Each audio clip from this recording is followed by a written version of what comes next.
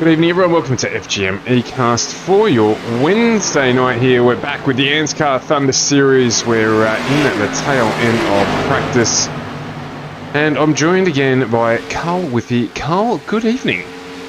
Good evening, Stuart. Good evening, everybody, and welcome to Atlanta Motor Speedway, the fun quad oval here. Relatively high banking that's just going to get higher next year. They're going to have a re-profile of this track, so we'll see that come the 2022 season. So this may be the last time we see this track in this configuration. Well, it'll be interesting to see how quickly iRACING jump onto that and get things updated. American company, of course. So hopefully able to get that done relatively quickly. We'll see a new version of this on iRACING late next year, or probably more likely early 2023. 2023, my goodness me, I can't believe we're already almost there, but we're getting close.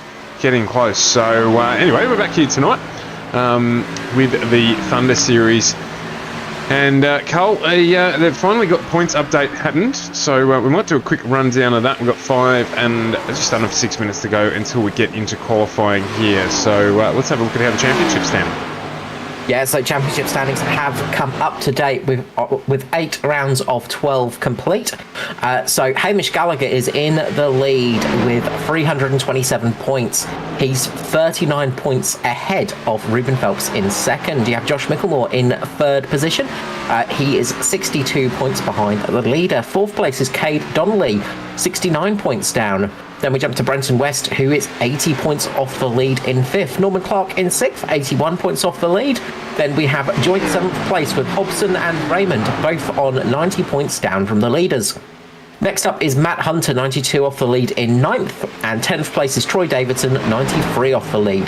So it's quite close in the sort of at the back end of the championship. And Ruben Phelps is getting closer up the top as well. So he's going to hope for a good night tonight. Of course, they're pretty sure we're going to have a drop round in there somewhere, so that's going to make things a little bit different.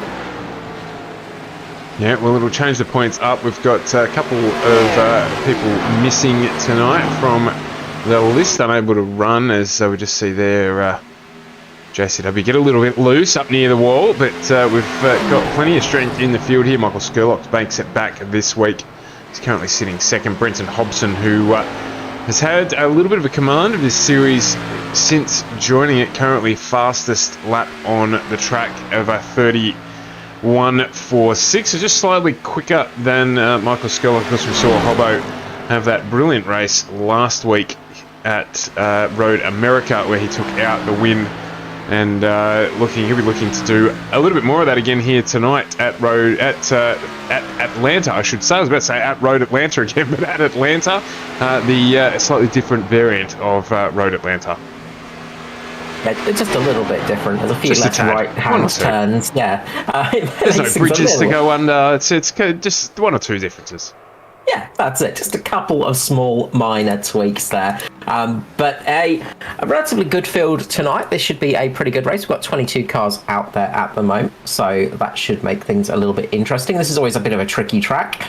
The quad oval itself can sometimes throw you off. It's a slightly different track to run on as well. They're a little bit shorter, being 2.5 kilometers. So one of the smaller tracks on the calendar as well. But quite a fun track to run on, but it is very tricky, so I expect to see a few people struggling out there. It is quite hot out there as well.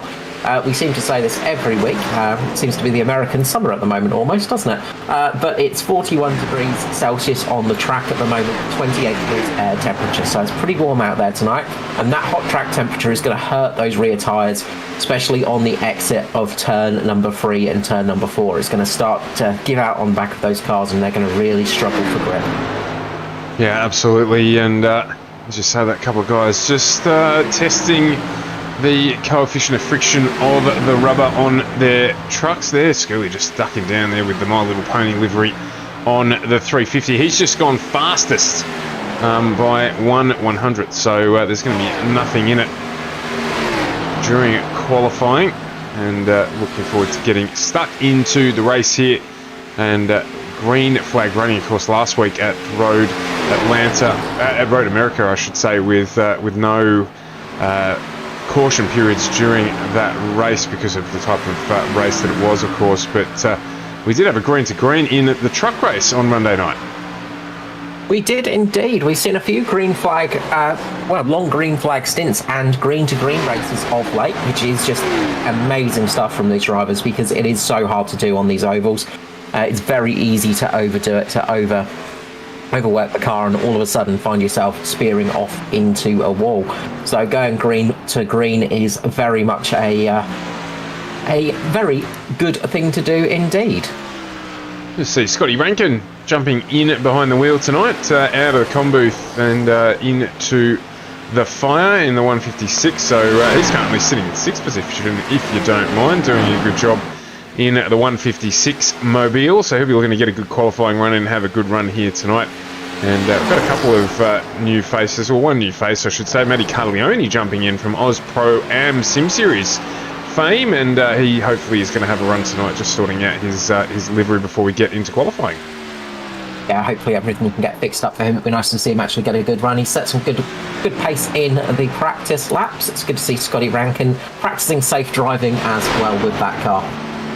Yeah, just saw the move there as well, but yeah, certainly practicing safe driving. But no, we love it. It's good to see him out there and having a crack. I think he's running in the 8 hour this weekend as well as part of the Gentleman Sim Racing Club. They've got an 8 hour event on at Spa in practice for the 24 hour that's on in a couple of weeks. So he's got a busy schedule ahead of him, Scotty. Always out and about. So glad to see him running in the ANZCAR Thunder Series. Of course, the last time we saw him out was in the trucks. So a little bit of a change up for him here. And we'll see how he gets on. Yeah, a slightly different car, of course, to the trucks. A little bit more weight over the rear with these things. They're all pretty similar, but they do have their different handling characteristics, of course. If you're new to NASCAR sort of areas, the Xfinity car is sort of one of the feeder car series. It's like sort of the slightly more junior rank. The cars have a little bit less power. They have a lot less downforce, though. So that's the big changer, is they have a lot less downforce than the Cup cars, and bit less power, things like that. So it makes it quite interesting for the racing. So we're going to head into qualifying here for the Xfinity Thunder Series here on FGM eCast, and we'll wait to see who comes out first. That's always the trick. So it looks like Lachlan Capel is our driver of the night. Great view here from the box behind the pit lane there. But we're going to jump on board with the 018 of Lachlan Capel. Of course, he also runs in the Oz Pro Am Sim Series. So there's a few drivers jumping across here. It's good to see. He's got the M&M livery on that one. And Carl will get him revved up and get you to jump on board with him and take us for a lap. Yeah, very much nice to see some drivers heading over. So we're going to head here on to the front stretch, or the little bit of a dog leg here. It is it's a quad oval here, so a little bit of a jump. Coming into turn one proper. Easing off the accelerator, just get the car turned in nicely. You'll see drivers, there's going to be two different lines, a slightly higher line and that lower line. Both have their advantages and disadvantages. Just takes a nice exit there, gets a little bit loose on turn number 2. Coming into turn number 3, comes in for that slightly higher line, gets the car turned in, gets the apexing just right there, Capel, and is going to get on the power. You just got to be careful here not to get on the power too soon, because the back tyres will start to spin up very quickly, and you will have a nasty night. Getting across the line, that puts him up into P1 for the moment, as he's coming on to his second lap now. And he'll try and go a little bit quicker. Sometimes on this kind of track, you can get a little bit more speed on that second lap. He takes a little bit closer to the wall this time, taking a little bit more risk this lap as well, a little bit more settled through this final corner as well. Doesn't have to correct it quite as much. That rear is looking a little bit more stable. He's going to come across the line shortly. He's going to try and cut across the dogleg section to make a slightly less run to the flag. And he sets a 31.538. So he keeps up there in first place at the moment. Yeah, heads out with an even better lap there. So good run there from Lachlan Capel. Welcome to ANZCAR. And good run there as well. Looks like Lachlan Urquio has gone just thousandths slower than him, and currently sitting in second place. Got Troy Davison provisionally in third, as Brenton Hobson jumps in with a 31.45 to go to the top of the charts. Hamish Gallagher follows suit in the Taylor Swift mobile, if you don't mind. He is currently sitting in second place with a 31.5. So some good pace out there so far. We've got a few runners who have not yet taken to the course. One of those is Michael Skurlock. We've got Ruben Phelps as well, and Matty Ray. So a couple of front runners there. not out on the track yet.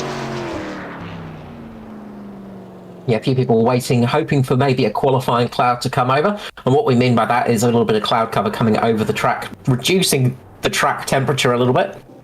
Gives you a little bit of a better run sometimes. So sometimes it's good to sit in there. There are quite a few clouds in the air, of course, and it is a dynamic weather system in iRacing. So you do get the clouds coming over occasionally, and it does change the track conditions. Tell you what a lap. Ben Vickers just chucks the 77 onto provisional pole with a 31.45, just matching Brenton Hobson. Great work there from Ben Vickers to get the Juice Digital 77 entry to the top of the charts. We've still got a little while to go here, only just on a minute and a half. But Michael Skurlock's out on track at the moment, as is Stephen Williams, current Truck Series champion, so he'll be looking to do something in the DPR simrigs.com 98 entry. We'll stick with him for a bit. Perry Anastakis has just finished. He's ended up in P13. So it's between Skurlock and Williams at the moment. Noddy Tompkins on track. Matty Hunter's done one lap at 32.88. He's coming around to finish out his second lap as well. Looks like Ruben Phelps not going to set a time. Matty Ray and Matty Carleone as well, not setting times at this stage. Yeah, really good lap there from Vickers. We've seen some great pace from Vickers this season. We actually saw a good lap from him in the trucks on Monday night as well. Good qualifying pace. Just couldn't quite keep the long run pace, the race pace going. So hopefully tonight we'll see a little bit better long run pace from Ben, and hopefully see a nice finish there, because that is one heck of a good lap there.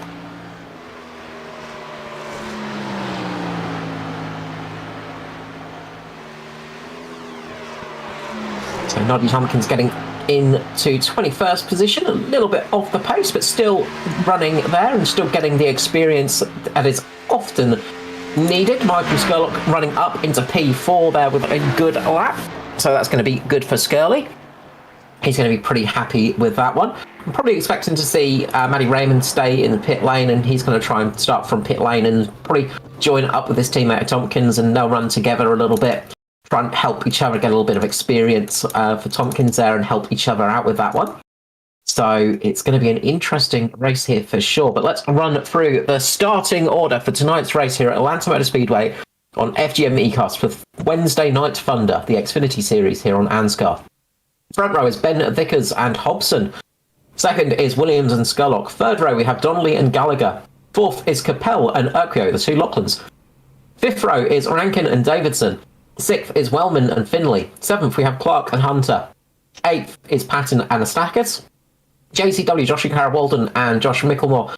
On the ninth row, 10th is Tompkins and Phelps, and then Matty Ray and possibly Carleone at the back, but I'm not sure if Carleone might take a start, unfortunately, due to some unfortunate paint issues. Absolutely. Hopefully we'll get that sorted out for Matty for next week and get him out and in the field. So just waiting for the drivers to grid up here for the pace lap before we get cracking. What should be a good race. Let's jump out here and have a look at the field as it forms up. So pop into existence there. It's going to be a good one. It's been nice to see Hobson having a good race again. He made his Cup debut last week as well and had a great run, running up to P2. Just getting beaten out by Andrew Dyson at the end, but he made a great impression in his Cup debut, so very nice job from him. But Ben Vickers is going to take the pole position. I think that might be Ben's first pole position in ANZCAR as well from memory. So really nice job there in the Juice Digital car. Fantastic livery as well on the front row.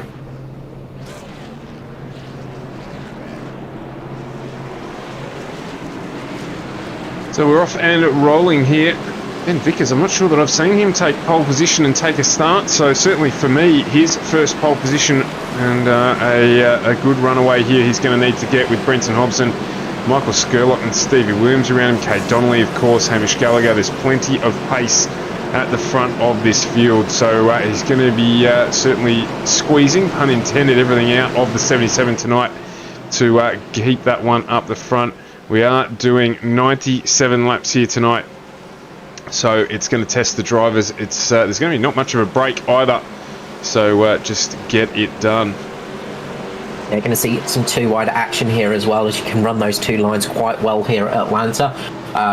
good old Hotlanta Motor Speedway can be quite fun in that respect. Probably going to be looking at 2 stops, I'd say, if we run green all the way to the end. So look out for that one. What are people going to do strategy-wise? Because tyre drop-off can be quite an important one here, so the undercut can pay off a little bit. But we have seen cautions can be a big importance. So pace car is going to peel in, and Ben Vickers is going to effectively become the pace car, become the race leader, as we're going to go green here at Atlanta. He gets a good start, gets a bit of wheel spin, but gets away cleanly. Nice start from Ben Vickers. Hobson gets caught a little bit napping. Stephen Williams is going to get underneath him here. Stephen Williams is going to try and get up to the second place. Look for Michael Skurlock there, going 3 wide for a moment.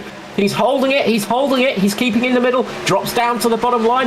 Watch Hamish Gallagher as well. Gallagher on a bit of a charge on the back of Hobson too. Yeah, what a great start that you can see coming back down the straight with 2 wide, 3 wide in instances. And Ben Vickers just going to the high line there. He's got Hobbo behind him, so that's not necessarily a bad thing if Hobbo's up there. And you've got the 98 of Stephen Williams taking that line as well. Skurlock and Williams 2 by 2 they come as they go across the line for the completion of lap 1 into lap 2. And there is DeField just spreading out nicely here, which is what we want to see. But look at here, as you said, there's good battle forming here with Gallagher just jumping onto the back of the lead pack, and you've got Capel, Urquio and Gary Wellman, who's driven very well of late as well, just in that pack. Scotty Rankin up on the high line, and you've also got Christopher Finlay and Troy Davison. So this is a good battle pack joining up here, as on the back of Stevie Dubb is Ben Vickers trying to make himself back a position or 2, but Michael Skurlock is in the lead of this race. Yeah, Skurlock Williams getting a good start there again, just using a little bit of experience. Kay Donnelly just getting a little bit sideways up towards Hobson there in the background. You can see those two fighting side by side. Hobson on the outside, Donnelly on the inside at the moment in the Sim Boys car with the fantastic Stingray looking dog logo on the front. I must admit I'm a fan of that one. But having a good run again for Kay Donnelly. He's been showing some good speed and good pace over the last few races with a lot of his teammates actually. One of the big things here is whether you run the high or low line. The high line can be a little bit easier on the tyres. Can just reduce the wear a little bit, but you do run the risk of running into the barrier. It's much easier to run wide. You have to lift off a little bit sometimes, and you do have that problem sometimes running up a little bit high and just clipping the barrier. The low line is a little bit more aggressive on the tyres, can be a little bit quicker for the first few laps, but it can mean your tyres drop off a little bit quicker. Yeah, these guys will be very aware of that. As you say, the heat as well is going to play a factor here tonight, as we're already into lap 5 of 97. Very smooth sailing to start off with here. Unfortunately, Matty Catalina not taking the grid as you suggested, Carl. But hopefully see him out next week. As we said, there's some good battles going on. We'll jump right back to the back of the pack here. We've got Norm Clark, Ruben Phelps and Toddy Tompkins, I was about to say, but Noddy Tompkins even. This is the battle here for 18th, 19th and 20th. Matty Ray trying to join onto the back of this pack as well. There he is. So good close fighting right throughout the field at the moment. Let's have a look at Wellman, Davison, JCW as well as Urquio in this one here. They're trying to jump back up onto the back of Lachlan Capel. So we've got a bit of a chain here, which is what we want to see. That was me saying a mixture of chain and train together. So if you picked that up, well done. If you didn't, then let's move along. But it's Wednesday night on FGME Cast, and things can get a little wild midweek. We're trying our best, so stick with us. Lachlan Capel doing a good job here. I'm pretty sure, Carl, it is his debut, isn't it? It is indeed. First time out for Capel in the series. He's got the Owen Lachlan on his back at the moment. It's the Battle of Lockies, but Gary Wellman is trying to get in on this one. Watch out for JCW, Joshua Carroll Walden. He's working his way up the field. 6 positions gained so far. He's just ahead of Christopher Finlay at the moment. Troy Davidson in front of him, so that battle is coming along. Good start from JCW. He's going to want to try and keep going with this one. Skurlock has got a bit of a lead over Stevie Dubb. Ben Vickers has managed to keep 3rd position, but Kate Donnelly, Hamish Gallagher and Hobson are all coming up for him. And then there's a bit of a gap to Lachlan Capel, who's doing a good job just defending that line at the moment from Urquio. He's trying to keep there and keep in the position. Not sure how much experience Capel has on the oval stuff, but we know he is quick on the road circuits. Yeah, most definitely be an education potentially here for him in ANZCAR. He's doing a great job so far in 7th, where he qualified, and very quick as well during the practice. So let's see how well he can make the tyres on the 018 M&M entry last, as Ben Vickers equally doing a good job. Our pole sitter currently just running in third. He's got Cade Donnelly and Hamish Gallagher fighting behind him. Oh, as I think Stevie Dubb. Oh, there he is. Sorry, I meant to say Cade Donnelly up into the wall there. Just got a little loose and couldn't quite grab it again, and he's ended up just into the wall. So there's damage to the right-hand front corner of the 40. Yeah, look what happened there. He was going up high on Hamish Gallagher. Gallagher was just holding his position. The side draft caught Donnelly out a little bit. He ran up wide. As I said, it's a bit of a risk taking that high line sometimes, and he caught the risk. He managed to save the car, though. Good driving from Donnelly to keep that going in a straight line and not completely wreck it. But unfortunate for him, he was having a very good run, was running very fast. I think at the same time, I was about to mention that Stephen Williams might have got a little loose as well. Oh, wow, as Ben Vickers gets right up on him there as well. Just manages to control it, no touch between them. It looked like Stevie Dubb might have either got just up into the wall there or had to pull out, looking like he was pushing, because he came back to Steve Williams. Steve Williams came back to Ben Vickers in a hell of a hurry. Vickers there just having to pull out a little bit as well, just to make sure he didn't end up in a collision with Stevie Dubb. That's given Hamish Gallagher a good run down the inside of him. And there he is, that man, Brenton Hobson, trying to go with him as well. So Hobbo now down the inside, and Vickers just left out a little bit, unfortunately, high and dry. He's going to lose a couple of spots here after that close call with Stephen Williams on that high line. Yeah, Stevie Dubb just catching the wall, similar to Cade Donnelly in all honesty there, but it was a little bit more a self-fulfilling prophecy, that one. Who was just running that high line, just made a slight contact, didn't cost him much, but you can see there the damage on that right front at the moment, so quite a bit of bodywork damage there, and that's going to cost him. Ben Vickers is running that high line very much so, and I think he might have just caught the wall, but very, very slightly as well. So he's going to start dropping back. Meanwhile, Lachlan Urquio is making a move on Capel at the moment. Urquio going down the inside of Capel, getting the move done. Capel having a little bit of damage on his right front as well, so he's picked up a little bit of a dent somewhere along the line, and I think that's what helped Urquio make the move. Capel just tagging the wall slightly, giving Urquio the opportunity to get past.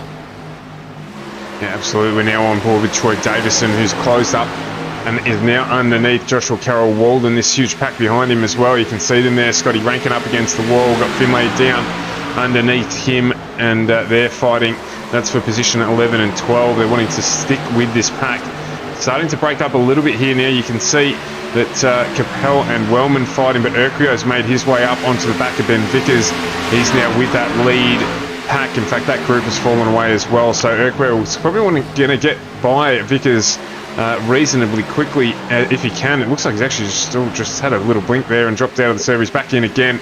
But Urquio there is going to want to try and get past Vickers and jump onto the back of Stevie Dubb as soon as he can, as Stevie Dubb and Brenton Hobson now making moves up back towards the back of Hamish Gallagher and Michael Skurlock. Yeah, Vickers is just running that high line at the moment. He had to lift out a little bit when Lockie blinked, and that was a bit of a close moment for both of those drivers. But he's running that high line at the moment. He's just struggling a little bit mid-corner. He's just having to lift out a little tiny bit as he's just getting a little bit of understeer. That car's getting a bit tight mid-corner at the moment. So he's starting to struggle a little bit. It's Scotty Rankin just tagging the wall there as well in front of Josh Micklemore and Troy Davidson. There's a little bit of a check-up there with Anastakis in the middle of the sandwich for a moment there. Those four cars getting very close to each other now, though. Yeah, have a look at the run. Unusual to see Josh Micklemore that far down the field as well. He's got a lot of work to do, and he'll be doing it. Trying to make his way past Troy Davison. Going to go three wide again here, are we? No, they're still just get into line there. Davison slots up behind Scotty Rankin in that high line. You can see there Parry Anastakis in the 144 entry. Ducks down behind Josh Micklemore to go with him now. He chooses the high line as well. So Micklemore running by himself on that low line in the Mitch Motorsport 31 entry. That won't bother him too much. If he's got the pace, he'll make his way through here underneath the 023 entry. And he is going to get that done on Troy Davison. He's just in front here. He'll cut down the low line. Scotty Rankin is the next on his list as Parry Anastakis looks to go with him. Meanwhile, up the front, there's been a change of position. Hobson has got past Gallagher. Just a nice, sweet move from Hobson, getting past Hamish Gallagher, getting up another position. It's sort of stayed the same past that, though. The main battle is a little bit further back with people like JCW at the moment. JCW getting past Lachlan Capel. Now Scotty Rankin on the back of the M&M's machine. So the battles are getting close, and the field past, well, up from Stephen Williams back is pretty much nose to tail. There is nothing between those guys. Skurlock has absolutely gotten a great lead of 1.5 seconds. He's absolutely fiddling his way to the front at the moment. Great job from Michael Skurlock. As we jump on board with the chopper here, you can see exactly what you're talking about there with this gravy train that's just making its way through there. Lachlan Capel, my apologies, Lachlan Urquio just ducking underneath the 77 of Ben Vickers now. He's trying to go with Stevie Williams. There's work to do there. You can see Gary Wellman now back up behind him. Joshua Carroll-Walden in his own air at the moment, but it won't be too long before he gets up underneath as Gary Wellman there looks like he's putting the pressure on Ben Vickers. He goes down underneath him. He's gonna look like he's gonna get that done through turn 2. Not quite.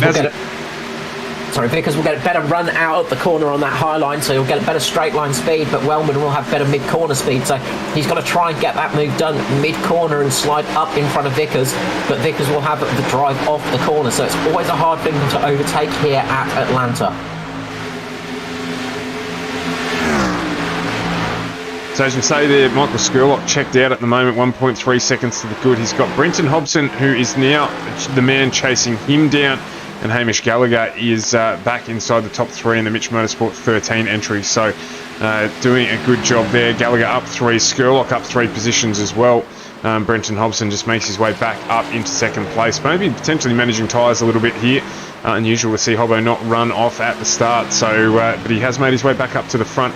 He's lapping in good time at the moment with our race leaders, and behind us we're seeing Lachlan Urquio now putting the pressure on Stevie Dubb. Ben Vickers not too far off the back of this pack. Lap time suggests he's just sticking with them at the moment as well, so that's good from Vickers. And that is Wellman, Carroll Walden and Capel, who can see just a little bit further back there, are in a train. Yeah, JCW, Joshua Carroll Walden there in the Atari Autosport car, the 35. Up 9 positions so far. Josh Micklemore just a couple of positions back. He's up 8 positions at the moment, so we've got some big movers in the field, and they've had to do a lot of work to get up there because, as I said, Atlanta is a track that it's not impossible to overtake on, but it can be tricky sometimes. You just got to make those moves and make them decisively. So those guys doing a great job at the moment. Scotty Rankin just dropping back a little bit. Looks like he's made a little bit of a mistake. Just had a little bit of a moment there, and he's just dropped back a couple of positions, I think. So he's dropped back behind Anastakis.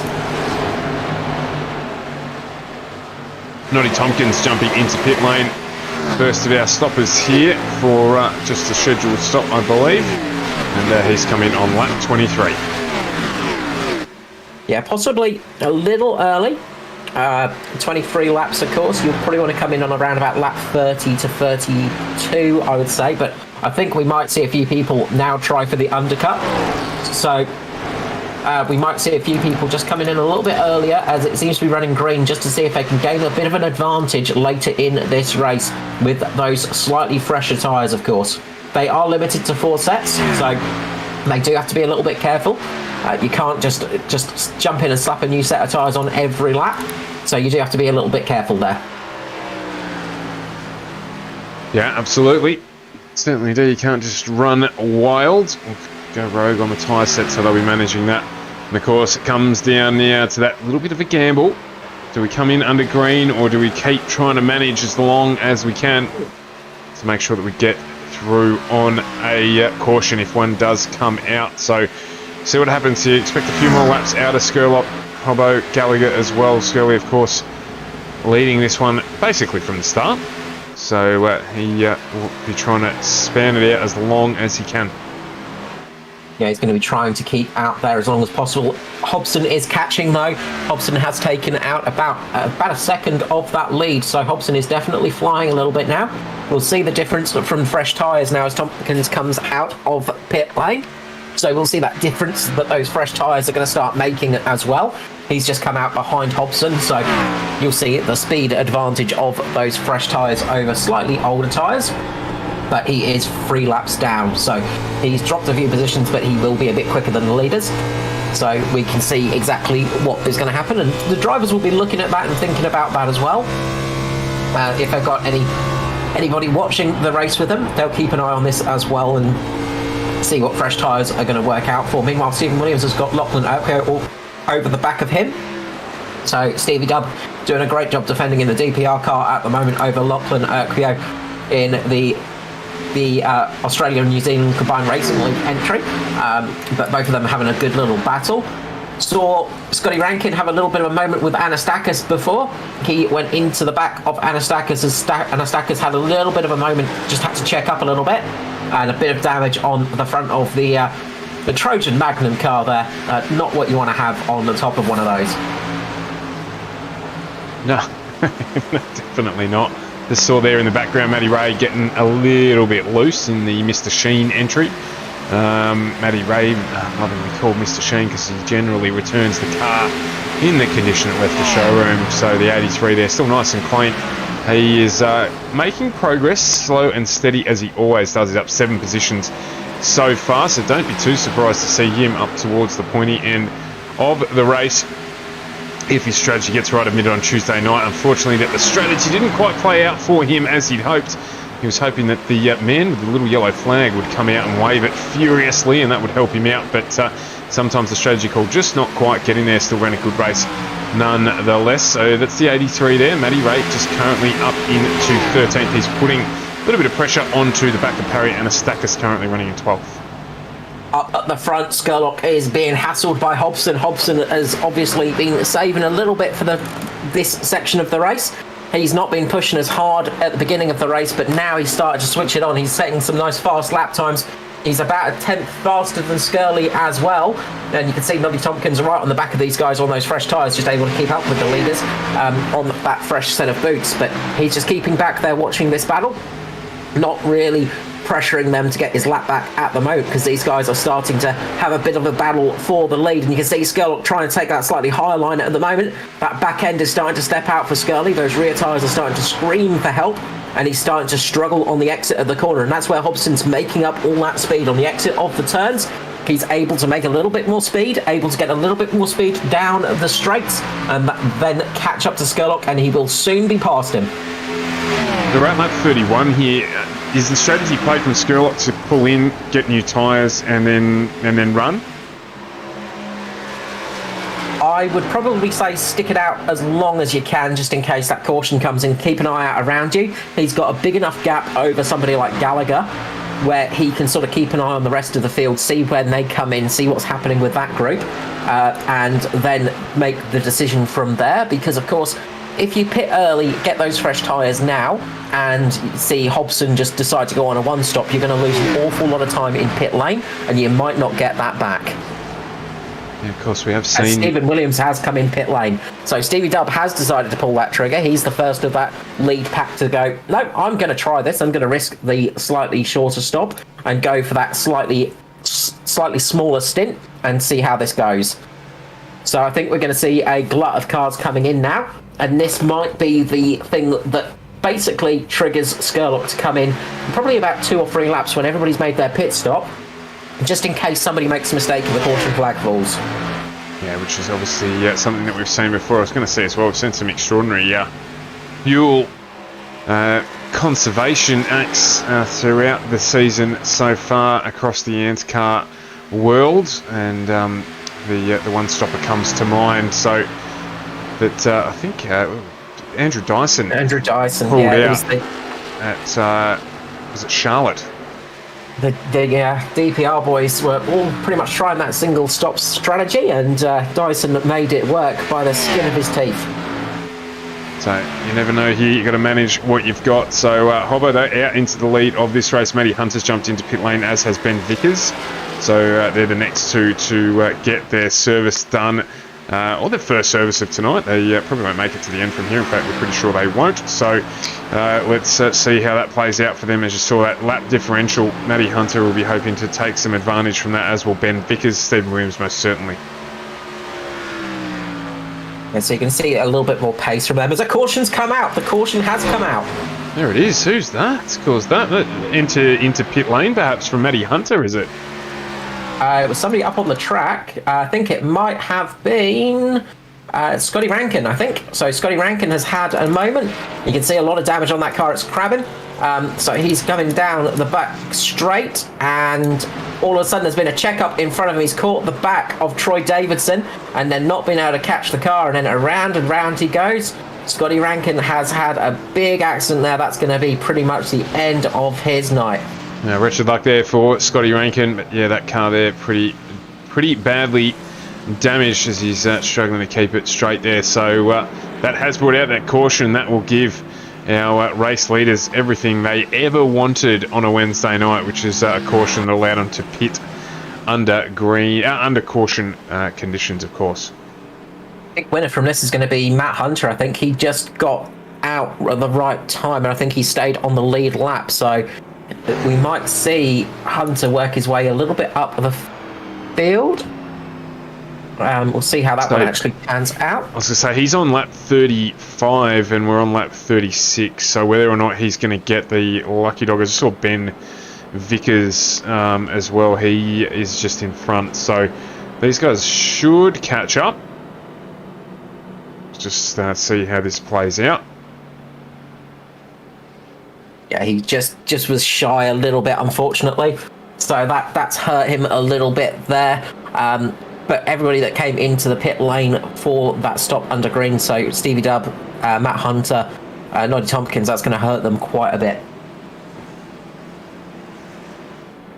Yeah, they're going to end up on the back of the pack, aren't they? So Hobson is fuel saving a little bit here. If we jump on board, and you'll hear perfect silence from that car. That peace and quiet that you normally get from a thumping great big V8. Exactly. That very well-known silence of a V8. He just puts his foot down and then just going to cruise up to the back of the pace car here, just ease off again, switch the engine off. Hobson is thinking, I've got a chance of making it to the end from here. I think he's going to try and go as long as possible in this stint, so Hobbo is trying for something different. So, interesting little strategy from him that's absolutely been ruined by us commentators. Because we've called it on the stream and everybody else will go, that's what Hobson's going to be doing then. So he's trying to save a little bit of extra fuel right here. So he'll just accelerate, switch the engine off, just cruise around, switch the engine back on when he needs to. So yeah, interesting little strategy from Hobson. Yeah, Scully here doing a different version of the same thing. So he's spending the millilitres, but only barely spending the millilitres, so he'll be trying to fuel save as much as he can as well. But of course Hobbo there just turning things off. Well, not turning them off, but running with the clutch in anyhow. You can hear it again there, he's still doing it. So just coasting. He's completely turned the engine off on that one. It's not even clutching it. It is off. So a dangerous thing to do in full metal racing, of course, because sometimes the engines don't like to switch themselves back on.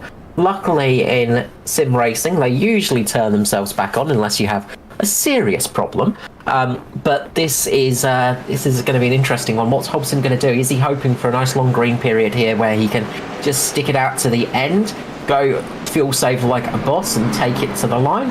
Skurlock is going to have the advantage because he's going to be going a little bit harder, I think.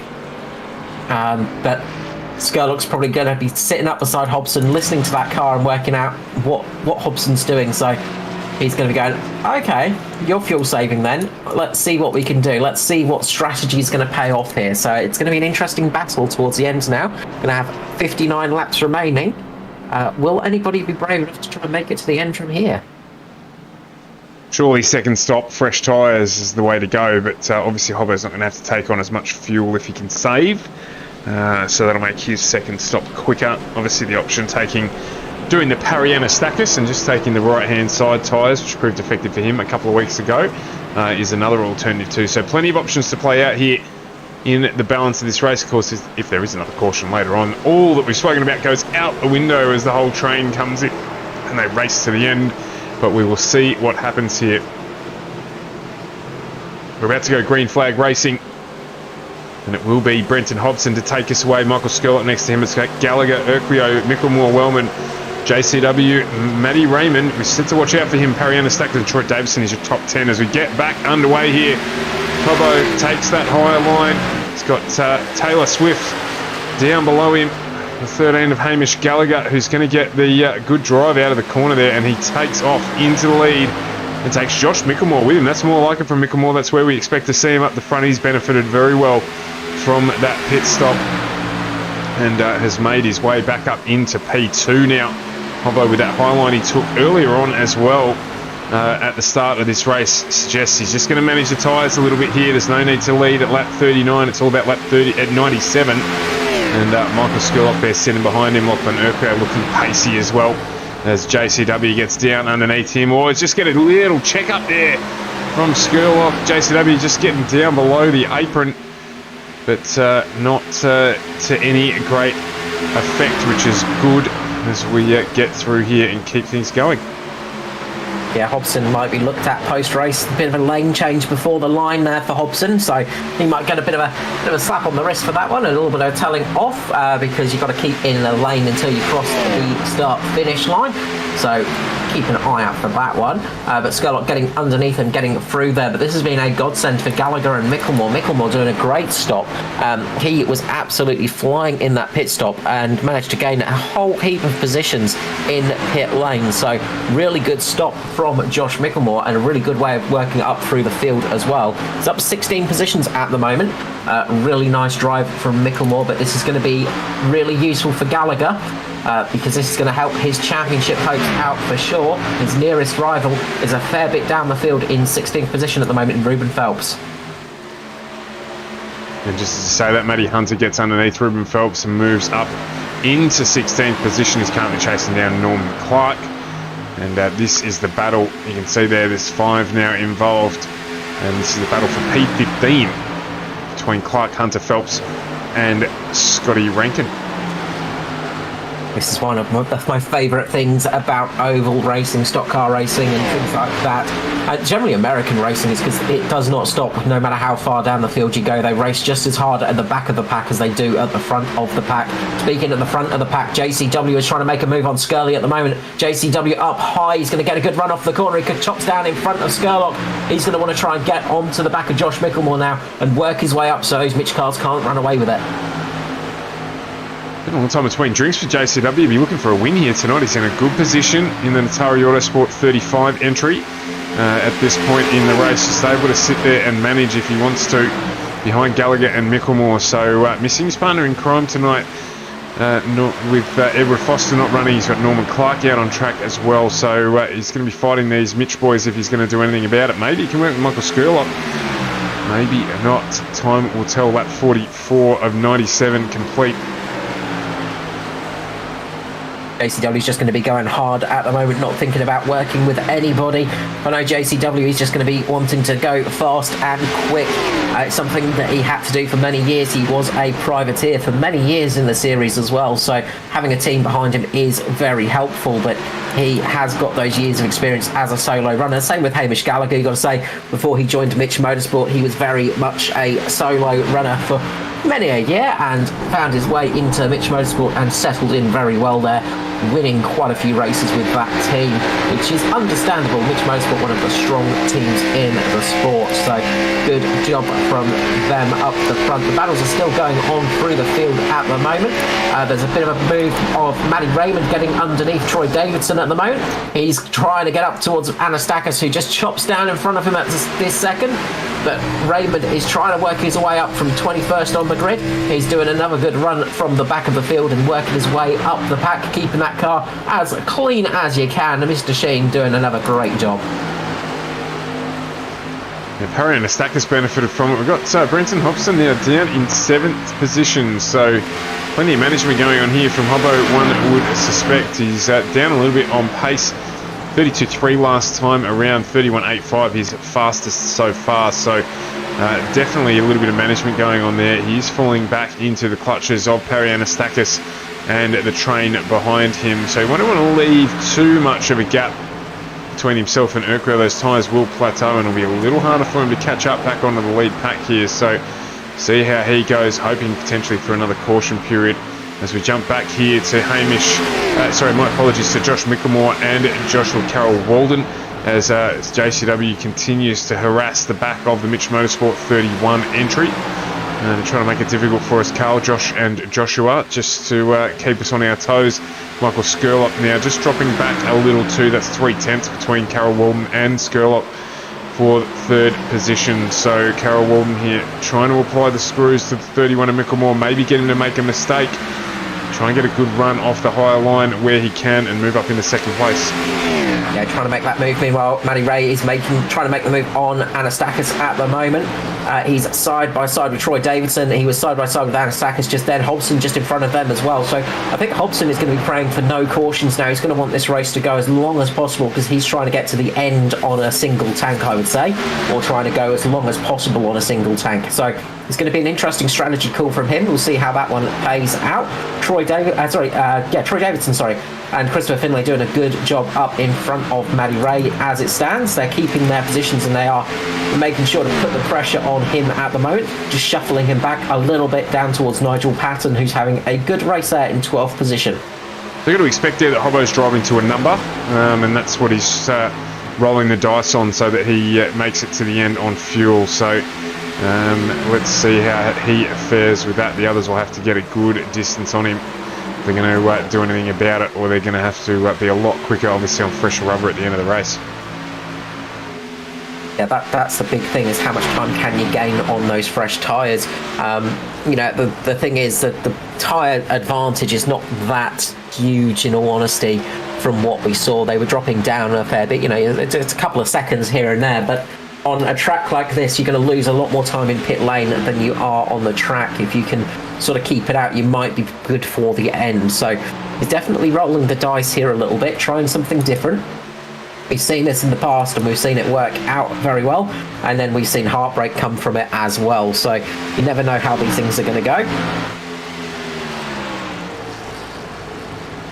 No, you don't know until you try, that's for sure. So still though, Hamish Gallagher with his teammate Josh Mickelmore behind him. Joshua Carroll-Warden's just dropped off a little bit now into the clutches of Michael Skurlock, who's 2 tenths behind him in the 350 entry. So Skurlock now trying to apply the pressure a little bit as there's Wellman and Urquio behind them going side by side. They got really close there. There was almost paint traded.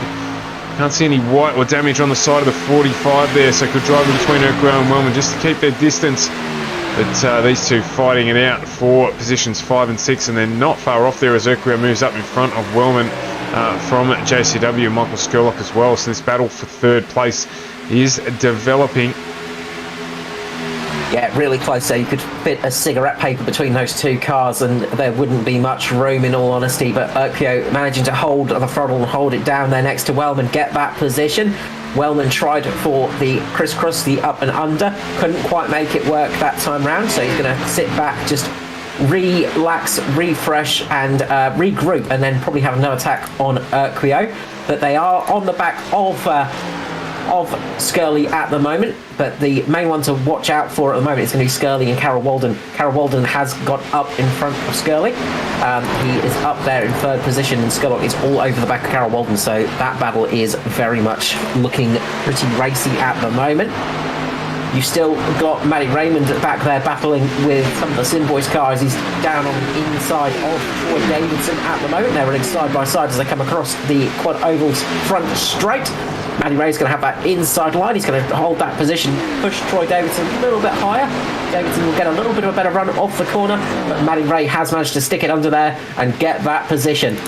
He's going to chase back to Anastakis and try and overtake him once more. Yeah, Anastakis putting the pressure on Hobson still, so those two just running together at the moment. Lap times very, very similar indeed between them, so maybe Parry's thinking here, if I stick here, I'm in for a good shot as well. He did pit on the same lap as Hobson, so, it's Parry ran a really good race. He's very good at managing his race to get himself inside the top 10, so he's probably thinking here that he's got a shot if he sticks with Hobbo.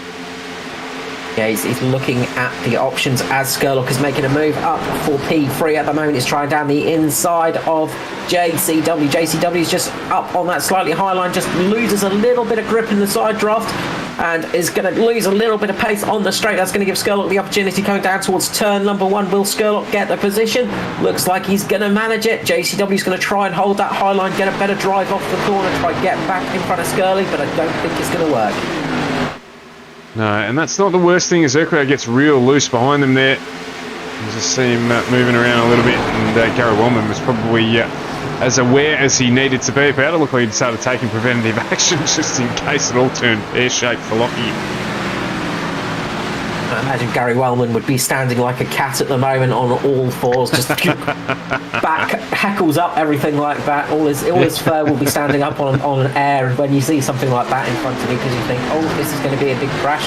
But Lockie, to his credit, did a great save there, just kept it going straight. Oh, JCW getting a bit of tank slapper there. He again getting that back end stepping out. Looks like the rears are really dropping off at the moment for the guys that are pushing it. They're struggling a little bit. The track temperature is going down. It's 37 degrees now, so it's not as hot as it was at the start of the race. But Atlanta is known for punishing those rears a little bit, and it looks like a few people may have put a little bit too much of a run through them and now starting to struggle a little bit. Person that is now coming alive is Brenton Hobson. Surprise, surprise. Hobbo is now just working his way up. He's just got past Gary Wellman. And his next target is going to be Lachlan. Okay, as you see, Wellman there just getting that back end stepping out as well. But it looks like Hobson has just been running that car very gently.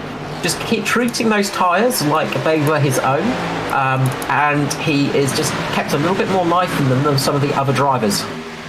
Yeah, absolutely. Fastest man on the track last time around by 2/10, if you don't mind, which is huge in the position that we're in, with all the guys having run 25 laps on the current set of tyres. So big margin to pull there, as you can see. Josh Micklemore has Michael Skurlock all over the back of him. So this is second place. Skurlock equally just running a little faster than Micklemore in front of him last time around. So this story developing for P2 as out the front, Hamish Gallagher's checked out. Hobson getting past Urquio now. Hobson running up the field. Like we saw last time, Hobson was a little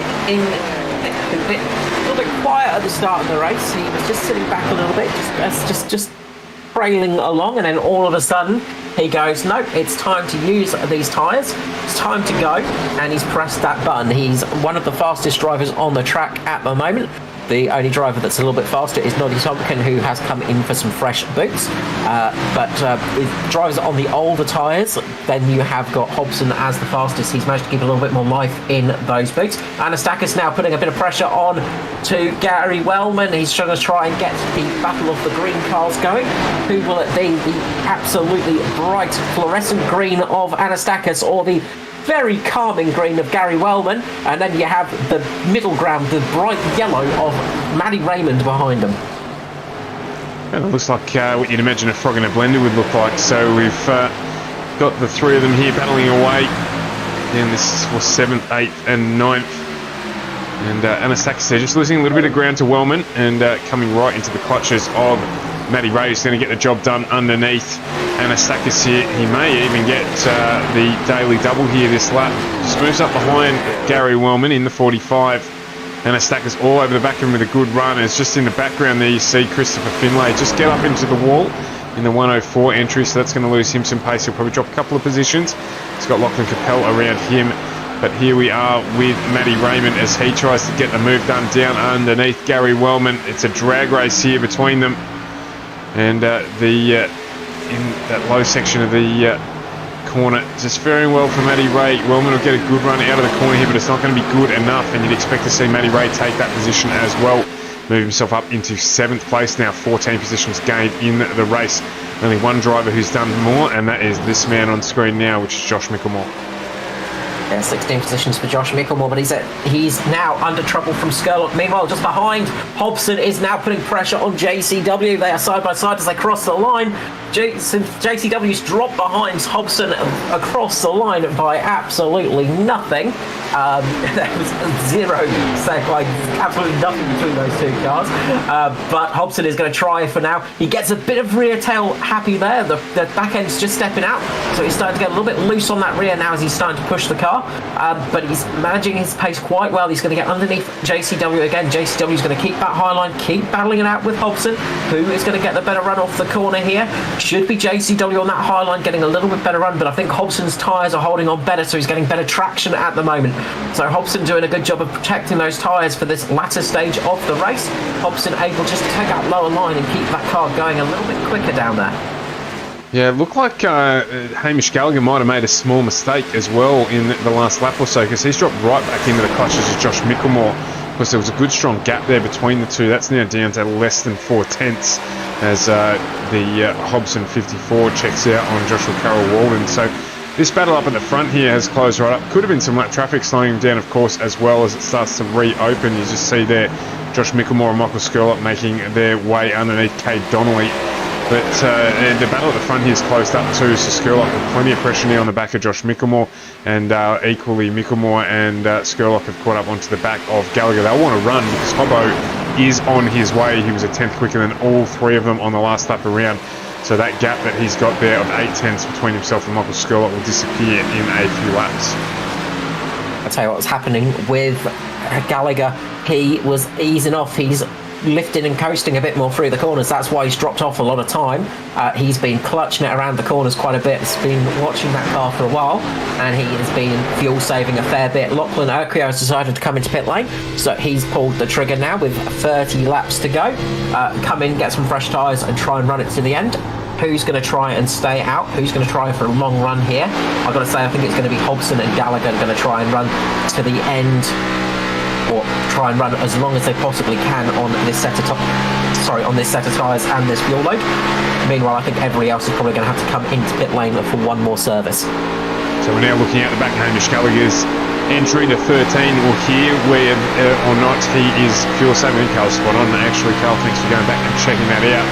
So we'll be able to listen for that and look back as well at Mickelmore and Skurlock as they try to close the gap. You can see just off behind Michael Skurlock that tinge of blue that is ascending on the back of our third place Michael Skurlock, and that is Brenton Hobson. He is on his way as well, so this is going to close up a lot out the front here. Who has the wherewithal, the tyres, the fuel to run for the remainder of this race? We've got 26 laps to go this time around.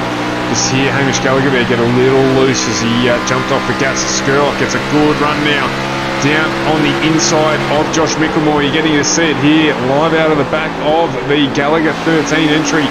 Skurlock looks like he's going to get that job done. Just grabs a little of the apron there, and that's slowed him down somewhat. So Mickelmore with that high line gets a good run out of the corner, moves back up into second place and secures that for another lap from Michael Skurlock. This battle here is helping, absolutely is helping the cause of this man. This is out of the back of Michael Skurlock. You can see Brenton Hobson closing right up on the back of him now as well. Yeah, look, they're side by side at the moment, Skurlock and Mickelmore as well. They are going through the corners. Gallagher again is just on the clutch mid-corner. He's just letting that car drift through the corner, saving as much fuel as possible. Hobson is caught up to these guys. They're going to try and... Hobson, I think, might even look at going 3 wide, possibly. He's getting right up to the middle of these two cars. The Skurlock and Mickelmore are side by side through this race. This is going to help Hobson out, though.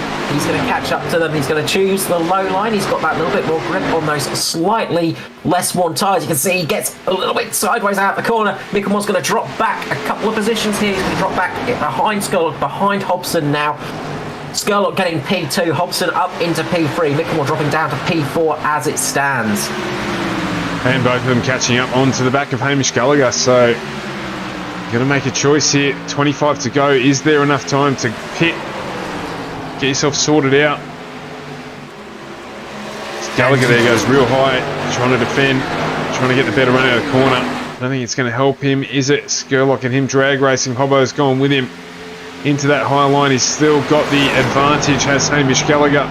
As he once again goes that high line in the 13. A little bit easier on those tyres. But Skurlock here's got another good run. He's going to get the job done this time around. He might even take Hobbo with him. Gallagher potentially here going to drop 2 places as we've got 24 to go at Atlanta in the ANZCAR Thunder Series, and it is indeed, that's what's happened. You can see there, Lachlan Urquio on new tyres as well. He's behind Hobbo. He wants to run and go. He's going to get that lap back, and he'll try and start to make things up for himself as well. Yeah, so you can see the difference in time on those fresh tyres from Urquio at the moment. He's in the 31s while everybody else is 33s, but Gallagher is absolutely fuel saving. He is clutching it mid-corner. He's absolutely lifting off the throttle. That's why he dropped back so quickly. So he's trying to go nice and long here. He's trying a little bit of a different strategy from that of Hobson, who was saving in the mid-pack, saving a little bit further back. Skurlock, meanwhile, is doing a little bit of fuel saving, but not quite as much as the rest of them. I think Skurlock is hoping for a caution to come out. I don't think Skirley's going to make it to the end on this tank. I think Gallagher, Hobson, possibly Micklemore think they can do it. But it's going to be interesting. It's going to be tight, that's for sure. As we jump on here now with Joshua Carroll-Walden and Matty Raymond now battling away. This is for position 5 as Josh Micklemore goes past Hamish Gallagher. We'll jump back up to that in a moment. So Gallagher now down into 4th position. Micklemore up into 3rd. You can see they're just on the bottom of the screen. But Matty Raymond's got a good run here on JCW. JCW is going to take the high line. He'll get a better run out of the corner. It's pulled quite low actually. So we'll see how this fares out. You can see there for Matty Raymond. This is working in his favour. They're going to do the drag race. They'll cut down over the tri-oval section there of the track. We'll see how it comes out here for Matty Ray down through turn 1. He's going to get the job done here, I think, even with that high line. Just got better drive out of the corners. Oh, there's contact between the two, and you can see there as well in the background that you've got Kate Donnelly there just trying to stay out of things. That's affected Matty Raymond. JCW just keeping that position there as well in 5th, so 5th and 6th here. Kate Donnelly some down a lap or 2, so but on fresher tyres, trying to make his way through.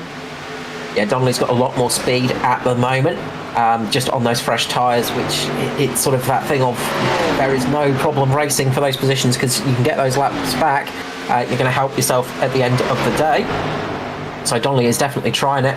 Meanwhile, Skirley at the front is very much lifting off mid-corner. He's letting that car breathe.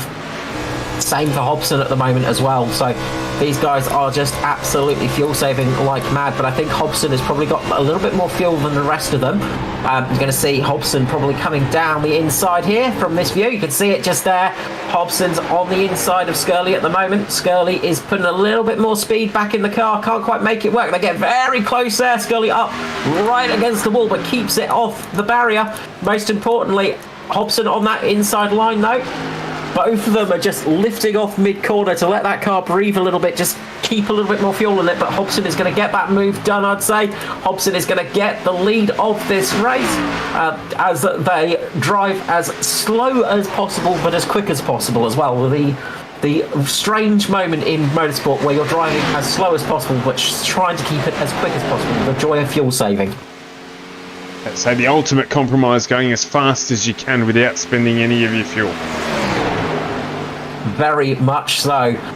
This battle at the front is going to be really interesting. Skurlock is defending a lot, and I've got to say, I think Skurlock might be struggling a little bit more for fuel towards the end of this race. We've got 17 to go, so we are getting to the very much to the end of this race, but I think Skurlock's going to probably be a little bit more fuel sensitive than Hobson. I think that early fuel saving from Hobson has been a godsend for him and is really helping him out.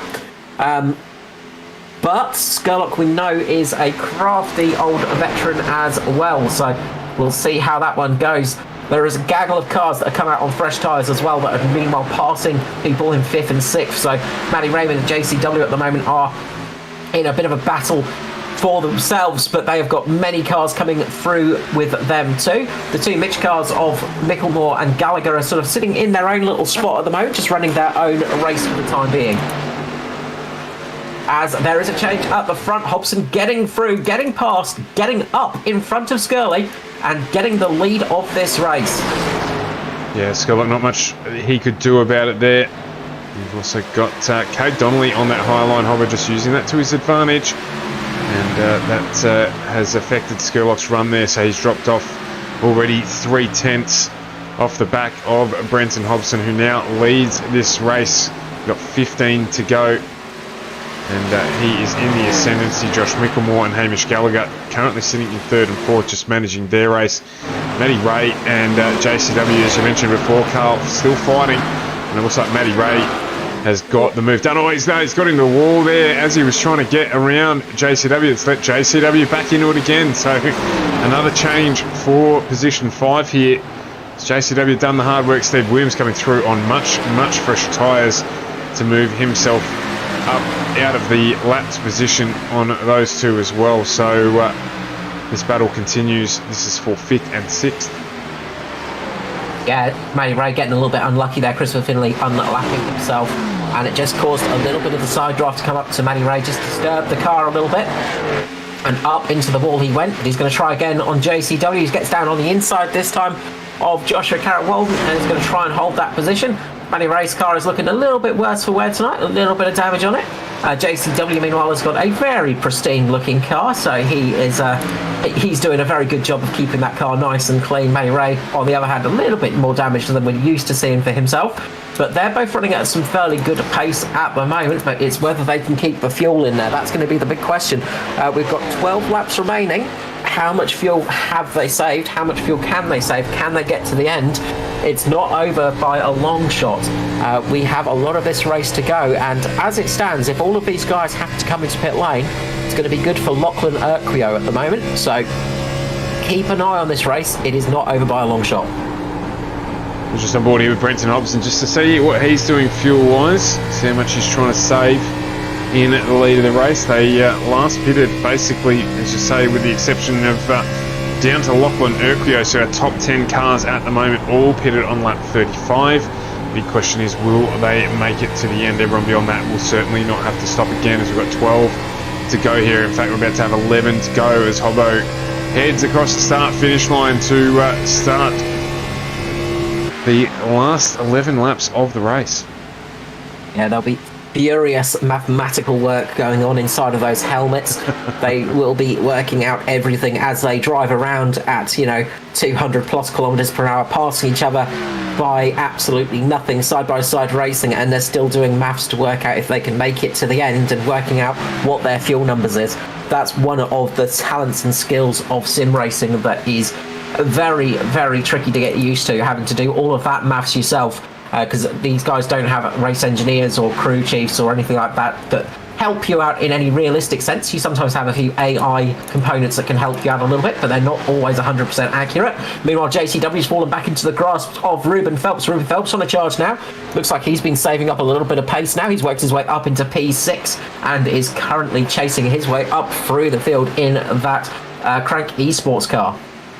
Yeah, he's been the Solomon Assassin tonight. Phelps, you haven't seen him do much, but all of a sudden at the pointy end of the race he's popped up into P6, and you'd expect as well, if he has been saving, that he is going to close down Matty Ray in front of him and potentially get up onto the back of Hamish Gallagher, depending on what happens. There's a 9 to go. It's a little bit of a long ask, but certainly on for a top 5 here, Phelpsy.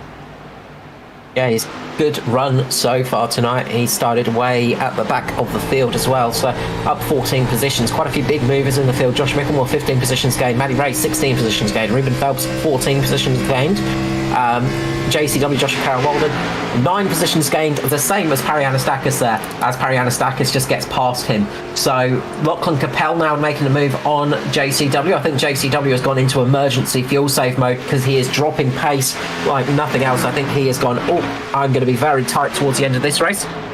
I need to save fuel 100%. So I think he's gone into emergency fuel save mode. I wouldn't be surprised to see him have to make a splash and dash in about 3 or 4 laps. Yeah, it's going to affect the outcome of his race, unfortunately, but Brenton Hobson just getting unlapped, or so I should say. But Stephen Williams just ducking by him to take a lap back. And then you've got Nigel Patton on his way through as well. So Hobbo definitely trying to do what he can do to get to the end of this one. Of course, people driving by him at the moment on much, much fresher rubber to the effect of around about 37 laps. Of course, they have something that these guys don't, and that is fuel. These cars are going to be running on fumes towards the end of this race, so they are not going to be able to run quite as hard. Not only because their tyres are going to be like very, very chewed up chewing gum, but because they are running on absolute vapours at the moment. So much so, I'm just watching Skurlock. He is just coasting around the corners, just almost switching the engine off as he goes around. Very much these guys are in maximum fuel save mode.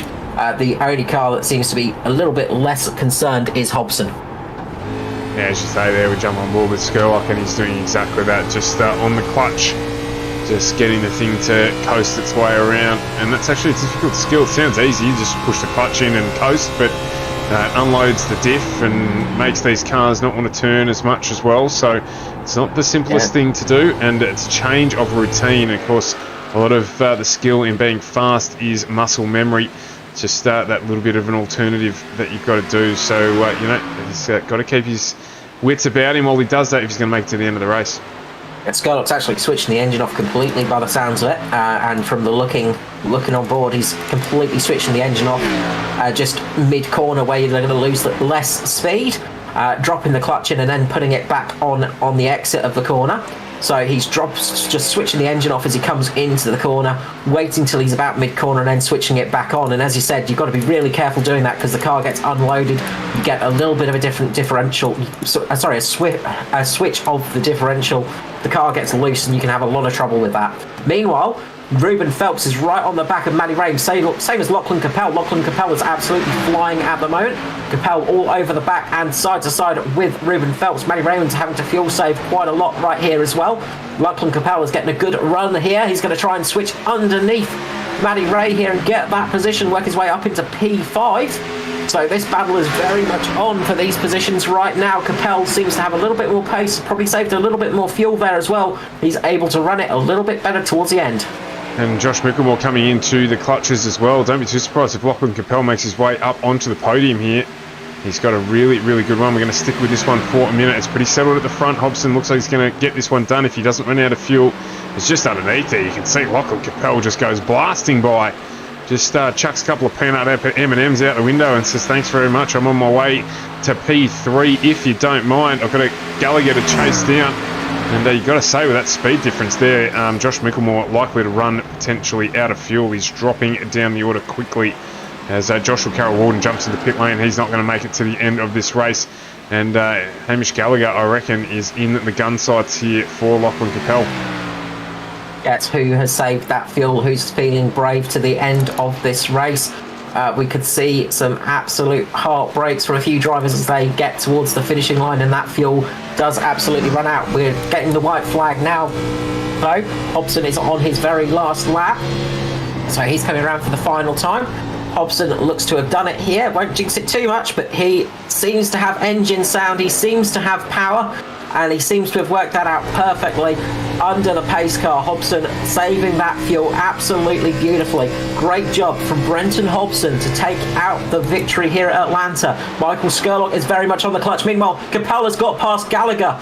Will Skurlock have enough fuel to get to the finish line? He's very much out. He's drifting. Capel's going to get him across the finish line for P2. Just misses out. Skurlock crawls across the line with no fuel whatsoever, taking P2. Capel there, almost getting P2, managing P3 at the end. What a finish. Wow, what a drive from Lachlan Capel. Just making his way up the order. Ruben Phelps, not shabby from him either, dropping into P5. Matty Raymond end up in P6 as well. Both those drivers up 15 positions, if you don't mind. And what a run from them. Josh Mickelmore finishing in 9th. In 10th position, I should say, and I dare say he might have been running out of fuel towards the end of the race. He's parked it just around the corner, but taking nothing away from Hobbo. Sorry, Hobbo, we missed your burnout, mate. Keep it going, get us revved up there. Another win for you in the Thunder Series, as you just really gently touches the wall there, like there's going to be some sort of penalty for the damage. But just respecting the paintwork too much on the 54. Another fantastic win from him. But showing that he had a bit more fuel left in the tank towards the end there, just absolutely showing off that he had a little bit more fuel left. Michael Skurlock absolutely ran out. Lachlan Capel, great fuel save from him. Great debut as well, getting up to P3. Hamish Gallagher just managed to get it back home in P4. Ruben Phelps, really good fuel saving from him, up into 5th position. Matty Ray as well, 6th position. Both of those drivers gaining 15 positions, biggest gains of the night. Parry Anastakis in 7th position. Another big gainer with 9 positions. Norman Clark finished in 8th position. Lachlan Urquio, the first of the 2 stoppers, managed to get 9th at the end as Josh Mickelmore ran out of fuel and gave up that position, falling down to P10 at the end of that race. Troy Davidson finished in 11th, with 12th for Gary Wellman. Matt Hunter 13th, Nigel Patton 14th. 15th was Christopher Finlay. with Ben Vickers in 16th position, 17th for Stephen Williams, Joshua Carroll-Walden 18th, just couldn't get that fuel to the end. Craig Donnelly in 19th position, Noddy Tompkins 20th, and 21st for Scotty Rankin. Well, what a race. Another good finish here on ANZCAR. Basically, the Xfinity series, it was bringing them. It's been quite a good run from the series so far, and tonight no difference whatsoever. Single stop strategy from a number of the drivers paying out. Skirley just getting home in front of Lachlan Capel. A fantastic debut from him. Bring him into the booth, Carl, and get you to put the drivers through their paces in the interview, I think. We'll go and round up all of those drivers, which is always the fun part. A little bit like herding cats sometimes, but I think we have them coming up into the booth. So we'll start with the third place finisher on his debut in the ANZCAR series, making a debut on the tracks that go left and not right for a change. Lachlan Capel, congratulations on P3. Yeah, look, that was amazing. I couldn't have asked for a better introduction. I've been doing a lot of hosteds and officials over the couple of weeks to prepare for this, and I'm amazed how the strategy played out right at the end, and I managed on luck and the pure amount of strategy to grab that P3. A really good result from you. We saw you coming up towards the end of the race there and working your car up from a good qualifying position as well. Just a nice qualifying performance, but keeping good pace throughout the race and just saving that fuel towards the end was obviously key there. How much did you have left in the tank? According to my caps overlay, I had 0.5. Oh, you had plenty then. You had too much fuel. You didn't push it out. I was over the mid stint, so around lap 60, lap 70, I was really I noticed that the pack in front of me was pulling away off the first restart off the caution, and I knew I was falling back, but I knew it wouldn't really make a difference too much if I just had that fuel save, because I heard a lot of people say that they really couldn't make it on fuel the entire way, and I just managed to, by luck and fuel saving properly, like full clutching in on the entire caution lap. You did really well towards the end there. Obviously, been practicing, you said, with some officials and some hosteds. It's nice to see you out here in the ANZCAR series and debut. How did you find the racing out there tonight? It's very, very nice, very a lot more calm and collected compared to the official races. I've always enjoyed a lot of NASCAR, and I've really loved it. My dad was a huge Marcus Ambrose fan, and I've been following NASCAR for a bit, and you can obviously tell by my Pate scheme that I follow Kyle Busch a lot. So I really love NASCAR, and I've just been able to get a bit into it and a little bit more, and I hit 2.1 KI rating today, and I really was just able to use all that talent that I've got that I don't have in road to push into oval. So yeah, I'm extremely happy with the result. It was almost like a fairy tale ending, but yeah, can't wait to see what's next in this series. Congratulations, a really good job on that fuel saving to get both. To get Gallagher at the end there and almost get Skurlock. Just a couple more meters and Skurlock could have been gotten there. That was so close to the end. Yeah. You fiddled across the line, Skurly. The Welsh fiddler just fiddling away. Look, before I let you go, we have the shout out and love to sponsors. Who would you like to give a bit of a shout out to tonight? I'd just like to shout out Computer Technology Corporation, and for my dad for being able to help me out through my sim racing career of the last 6 months or so, and really help me push and get good. And also I'd like to thank the two owners of Oz Pro-Am, so Matt Carter and Sam, for just really helping me become a better racer, as well as Scott Rankin for really helping me do the enduros and just improving my driving skills by a lot. Congratulations. We look forward to seeing you in the future. A brilliant debut. You can't ask much more than that one. No, I can't. Thanks very much. So, jumping up to the Welsh wonder, the Rainbow Dasher himself, the Welsh fiddler, Mr. Michael Skurlock, P2 for yourself, cutting it a little bit closer, by the skin of your teeth, getting there in P2. Yes, thank you. It's not the Welsh. It's not meant to be the Welsh fiddler. That's why it's meant to be the Welsh nibbler. But Dave was being naughty and put that in there the other day. Scully, it reminds me, mate, of at the start of Rocky 3 when Apollo Creed fights the Russian in the demonstration thing, and they introduce him with 15 nicknames, mate. That's where you're headed, I think, with ANZCAR. A lot of these are self-proclaimed nicknames as well, to be honest. Doesn't matter. We don't know where they come from. We love them all the same. Yeah, no, that was a good race, man. That was a bit of a masterclass from Brenton there, to be honest. In the first stint, I just got a bit excited too early, and I could tell he was sitting back, just can't, because if you wear these tyres off early, you got nothing after a while. And I thought I was doing a pretty good job, but he came from way back and passed me. So the second time I was like, all right, I'm going to copy what he did, and I just settled back. But I didn't realise that there was a fuel issue, you know what I mean? I thought there was no way we were going to make it in fuel, so I didn't even think of that part, where obviously he was thinking of tyres and fuel at the start. And then he just drove past, mate. And then I was looking and I went, I'm not going to have enough fuel here. And then I looked and obviously everyone else was struggling too. And I was just rolling around the clutch the whole bloody time, It's going so slow at the end there. Yeah, we noticed the old clutch going in and the engine getting very, very quiet towards the end there, switching down, just coming into the corners a fair bit there. How much of a struggle was that to sort of get into that rhythm when you have to really start clutching it and start just easing off so much?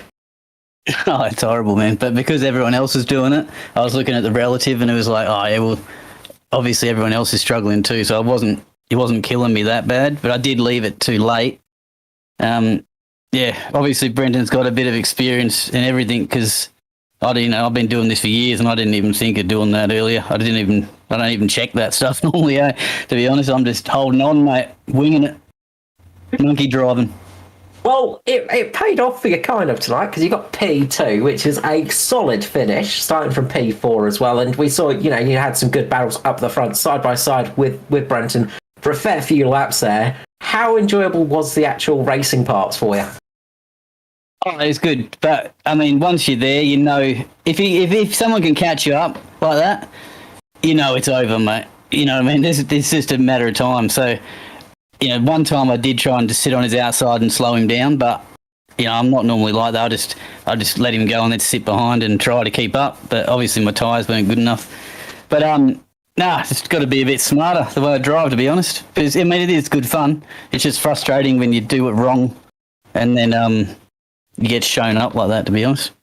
Yeah, the strategy calls, they're the trickiest bits. I was talking a bit through the race. You have to do it all in your head as well while you're driving at 200 plus kilometres per hour, side by side with other drivers, trying to do all the maths as well. It's not an easy thing to do. No, especially when you've had a blue chew as well. Congratulations. Only old people know what that is. Yeah, we all feel our age now. Thanks, Curly. Congratulations on the P2, mate. Before I let you go, the usual thing of shout out and love to sponsors and people in general. Yeah, just shout out to the Bandits. None of them showed up tonight. That's good of them. Nice and lazy. You guys for putting it on. I always enjoy going back. I heard the old Welsh fiddler getting put into the stream the other day. I had a little laugh. ANZCAR, and just congrats to Brenton and good on that attitude on the young Lachlan there. That's awesome, mate. You're gonna have more people like that. That livened me up. That did. Good to hear, and great finish there. Absolutely, just crossing the line, just millimeters ahead there. Just you managed that fuel pretty much perfectly. You got to say to get. Oh yeah. I guess so. I was lucky, but yeah. Yeah, but great job, great finish for yourself, and I'm sure we'll catch you back in the booth soon. Thank you, Michael Skurlock. Thank you, boys. Bye-bye. Next up, we will jump to the race winner, the fuel-saving king, Mr. Brenton Hobson. Congratulations on that win, mate, and you could see that you were thinking about that fuel saving as soon as you came out of pit lane. Yeah, thanks, guys. I was on it. I knew my mileage in that first run would have put me to 58, 59 laps, something like that on a full stint. We had 63 or something there when we come off the pit lane. So I knew we'd be a bit short. So I had it shut off under yellow and saved every little bit that I could. And then it's a hard game to play. I mean, you're right. I was right at the front and you're trying to not use your fuel up and, get out of the way, but not get run over and, try and take it easy. And that's normally the way it is on the tyres. I mean, tyres were a bigger concern for me than fuel, ultimately. I was worried about hurting them. I've been trying to learn how this all works, and it seems like I'm using up my right front tyres a bit on the oval stuff. So I was worried about that tonight. Tyre wear was going to be a big thing. And the thing I'm probably happiest about the most is that I figured out how to drive the cars, and I was loose when everyone else was tight. And it meant that I could be fast on the long run. So, I was happy with that. And then ultimately the fuel save helped me look after the tyres as well. So, shout out to some of the guys that were behind me early on there, like Parry and stuff like that. They were probably quicker and wanting to go faster, but didn't run me over while I was, saving and stuff. So that was fortunate, and we were close enough to the front, late in the race to be able to push on and not worry about the fuel. And I'm happy with the drive. I mean, I feel like I've had a couple of wins on the oval stuff, but I feel like I actually sort of mastered the whole deal tonight to get it done instead of get lucky. So I'm happy with that. I think that's the best drive I've done on the ovals yet. Yeah, it was a bit of a masterclass tonight, and saying that for somebody that's relatively new to ovals, that is a big compliment I can give you right there. You absolutely nailed that one, strategy and all. How hard is it to be racing and preserving everything so much? Because we saw you dropping down to, I think it was about P7, sort of mid-race, and you just we saw that you had the pace, obviously, lining the car up on the front row of the grid in qualifying, but when you're running to those numbers, how hard is it not to race everybody else, to sort of keep yourself in check almost?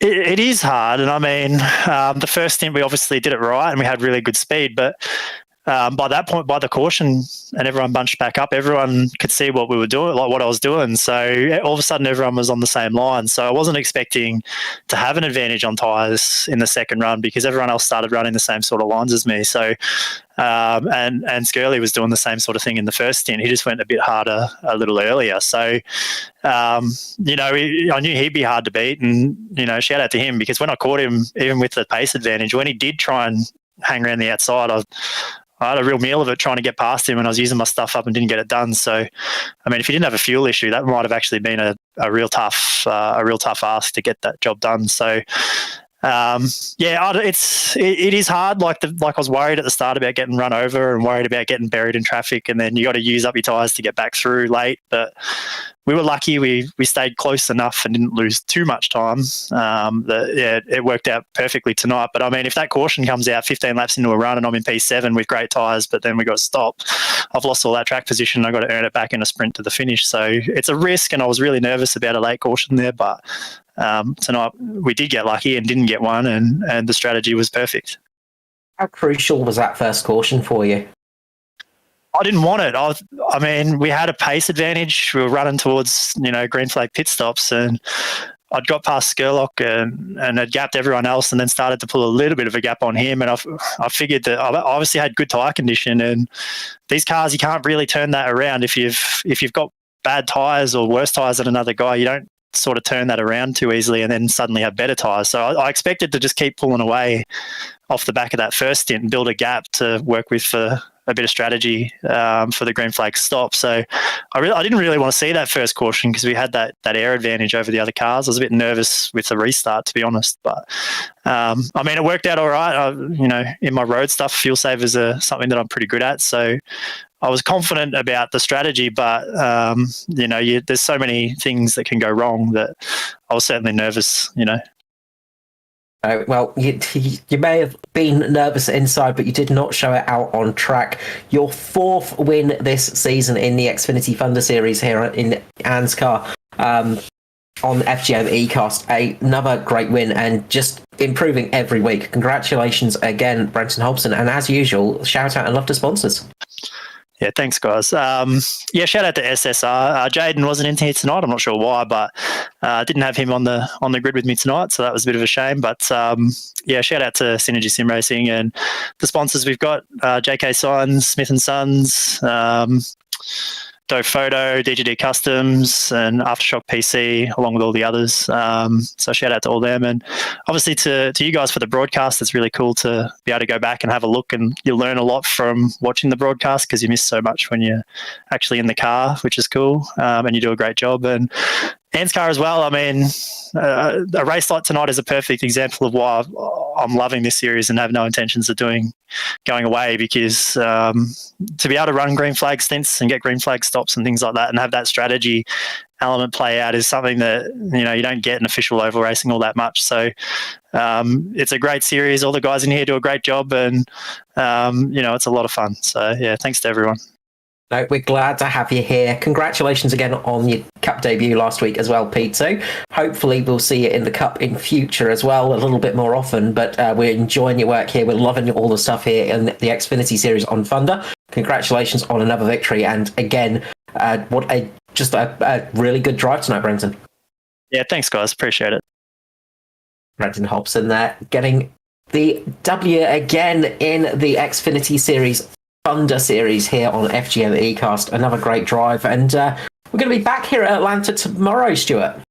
Yeah, we've got 130 laps here tomorrow with the Cup Series, so that's going to be hopefully as exciting as this one. One stop there, not possible, I don't think. But depending on how the cautions fall, as you hear tonight from Hobbo, he was happy to keep going before that first caution came out.